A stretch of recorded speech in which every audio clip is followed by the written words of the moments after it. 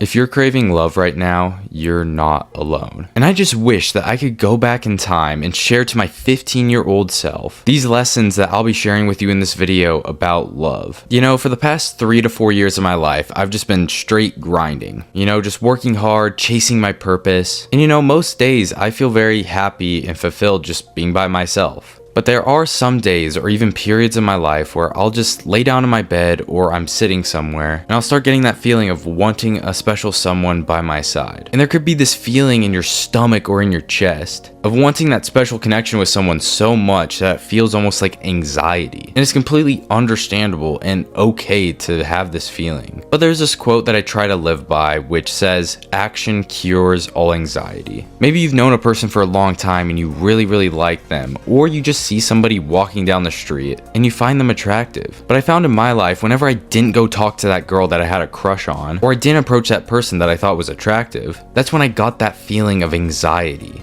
or regret that I didn't take that initiative to do anything about it. For a lot of things in life, and especially in this situation, it's so important to face that discomfort and fear and go take action anyway. Just imagine that there's this perfect person that comes into your life, but you didn't talk to them, you didn't ask them for their number, you didn't even try to strike up a conversation with them, all because you weren't ready. You never got over your fear of rejection. You never purposely faced discomfort. And personally, that's where I was for a very long time. And it purposely takes you chasing this discomfort and doing it anyway, even though you might get rejected, to build up the confidence inside of you. And don't think this is just some sort of easy task to do. It's really hard, but nothing in life is worth getting if it's just gonna be a walk in the park. And when I started, I got rejected all the time. Sure, I got some wins here and there, but the point is to get rejected so that you can face those wins and grow because of it. And also, when it comes to approaching people or even talking to the girl or guy that you've liked for a very long time, when I was just overthinking everything and looking at all the negatives that could have happened, 99% of the time, those were just ideas that were made up in my head. Instead, for myself, I found it's better to realign yourself with instead negatively overthinking to actually positively overthinking the situation, thinking about all the ways that it could actually work out. But once you do have this person in your life, there's one question that you really need to ask yourself. And it needs to be very unbiased and genuine. You need to ask, is this person good for me and am I good for them? When you're needy for love, it's so easy to sell yourself short and give up on certain beliefs or values that you want in the right person just because they're good looking, so that you can just get with the person and not have to deal with almost a crippling feeling of loneliness. Really make sure not to sell yourself short. That's why it's so important to be truthful with yourself and ask these questions from a very unbiased perspective so that you can get the right person in your life that you are looking for. And I'm not saying that every girl that you meet or get in a relationship with has to be perfect, or they have to align with every single little value you have. A lot of the girls that I've dated in my life, we were very different when it came to a lot of stuff. But it also comes down to if you can work through it together. This is so important to keep in mind, not only if you want a long relationship, but a great relationship. So while you're facing rejection, you're talking and meeting with new people. In the process, I see a lot of people make this mistake that you need to avoid, and that is losing track of yourself. I see a lot of people who are lovesick or who are in a relationship and they get blinded by it and they don't take care of themselves. Imagine your life is a garden. If the garden starts to deteriorate or wasn't even taken care of in the first place, it's all boring, there's no flowers, and it's filled with weeds and dead plants, the butterflies will end up flying away and finding somewhere else to chill. Take time to plant and take care of your own garden. And you do that by doing things like planting good habits, finding encouraging friends, chasing your God-given purpose, literally anything that will make you a better person. And you keep on cultivating those plants. But it doesn't all just come down to that. You can be planting all these flowers, trees, bushes. It could be anything that makes your garden look better. But where a lot of people miss out on is they don't take a look at all the weeds and dead plants and cut out what shouldn't be there. Like bad habits, limiting beliefs, bad friends. And once you do that, your garden can flourish. And not only will you be in the right position to attract the right butterfly, taking care of your garden will just help you in all areas of life. And I know for a lot of you watching, you've already been doing some, if not all these things in your own life, but you still haven't found love and you're still craving it. But please do not get discouraged. For all of us, it's very important to remember that life has a way of bringing you the right things at the right time.